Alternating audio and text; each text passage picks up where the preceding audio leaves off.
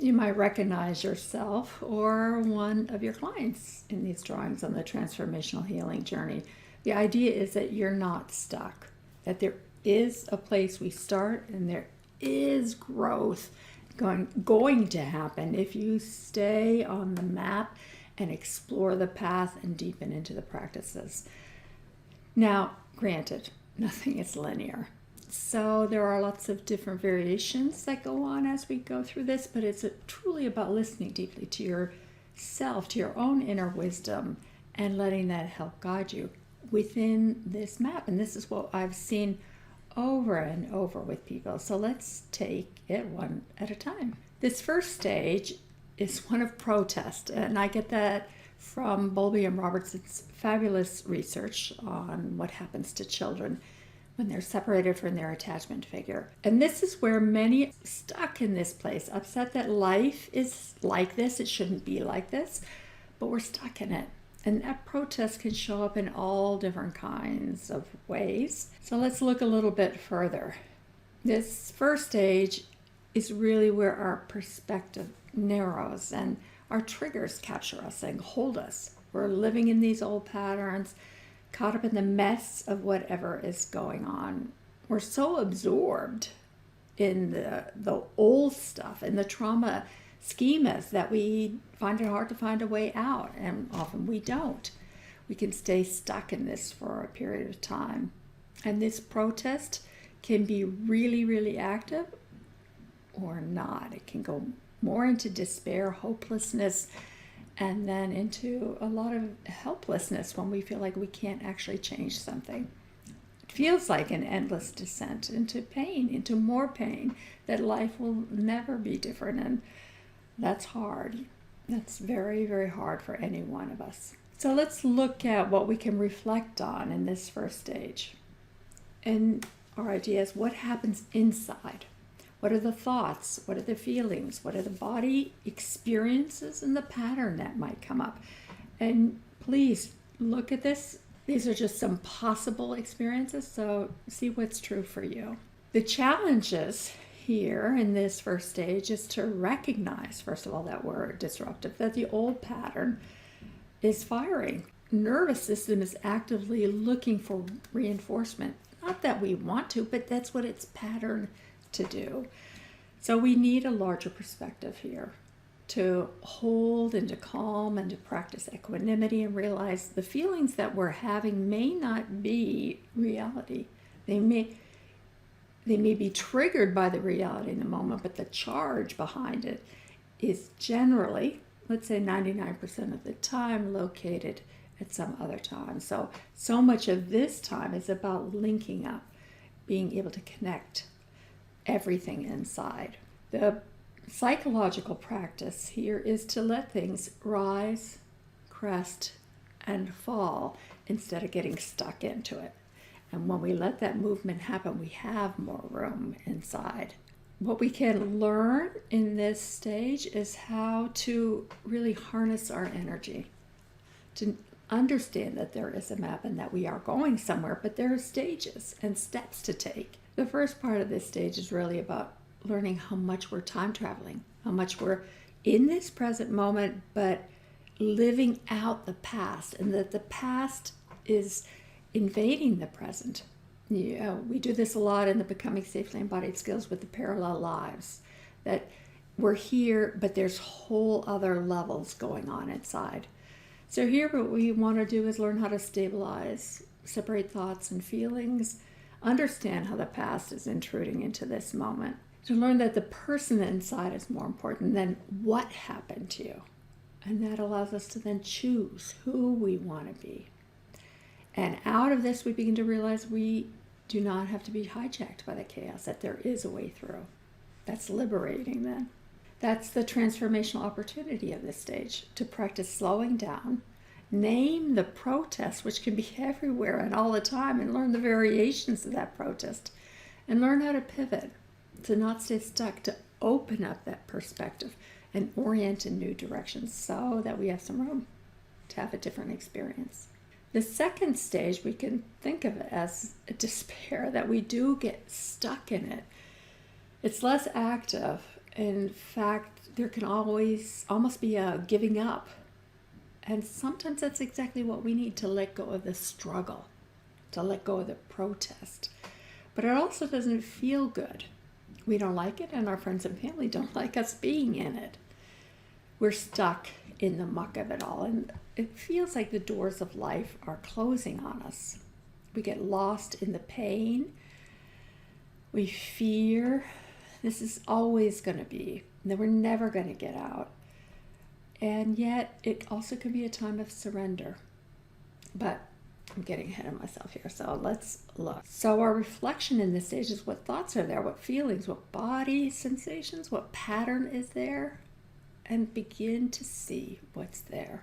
And then explore the challenges. The challenges are different when we're stuck in the muck. We need to look at, how do I organize this inner world? How do I build this inner container, this self-container inside, so that we can be with it, so that we're not alone? And Winnicott's incredible words, when I'm there with myself, I'm no longer alone. And that's this point. It's like I'm there with whatever's going on instead of being stuck in it. And that can be a learning of how the past experience felt more than how we think about it. The task that we have here is really to embrace disruption or triggers as a change agent, and to learn how to manage the energy that comes instead of the implosion out or the shutdown in.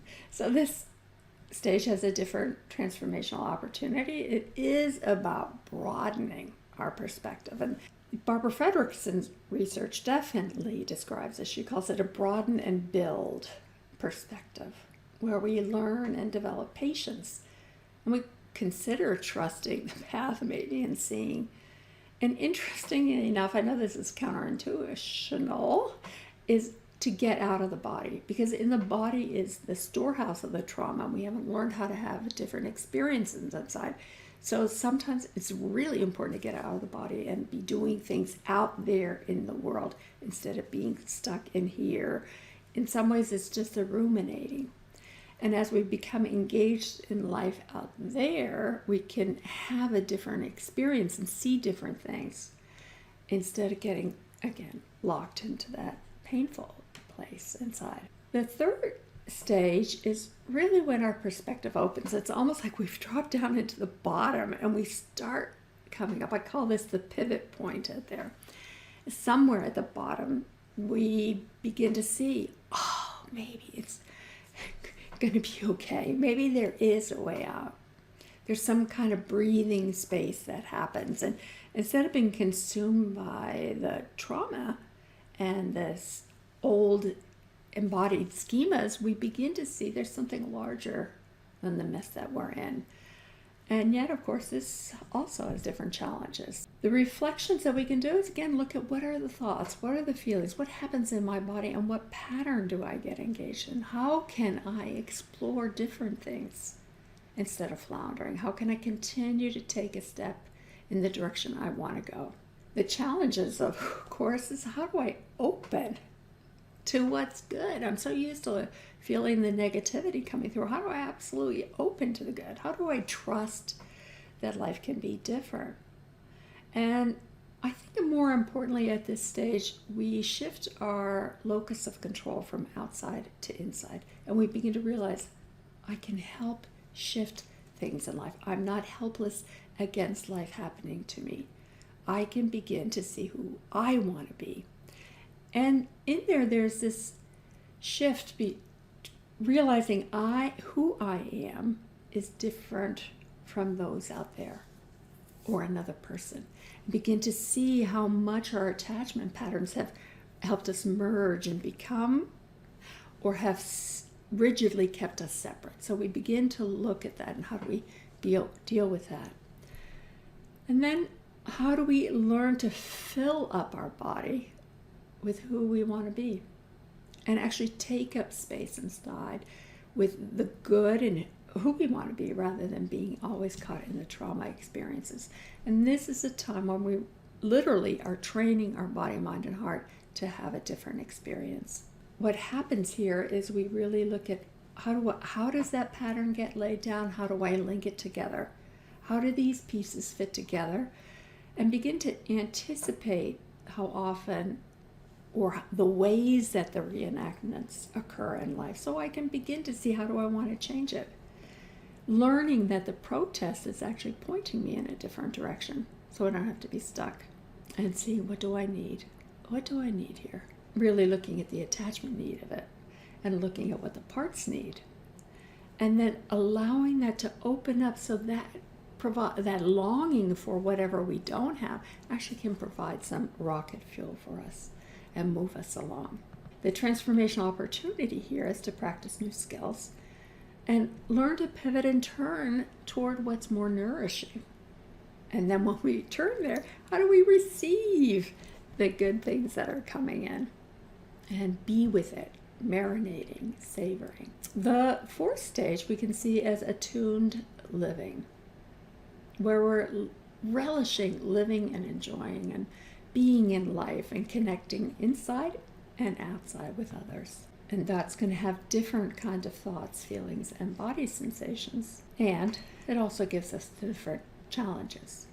We might prematurely transcend the pain or just think, oh, I'm over it, I don't need to go back into it.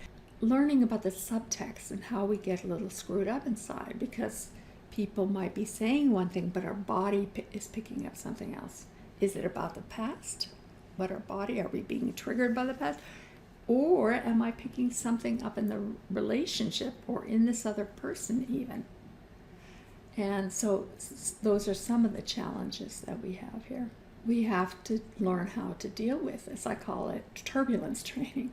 Learning how do as you're moving towards something, how are you going to see what comes up that's going to keep us from moving forward? What's going to derail us and send us back on the past? Where do we get lost in the negativity cycle and the old patterns?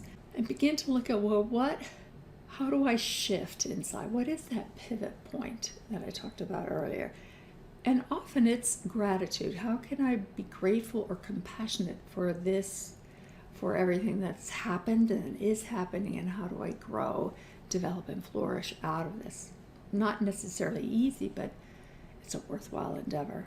And of course, there's a transformational opportunity. With it, we can gain more contentment and some more compassionate attunement to ourselves and to others, and graciously live in this world, accepting what is, practicing the practice of soham, of I am all of this, I'm not separate from it.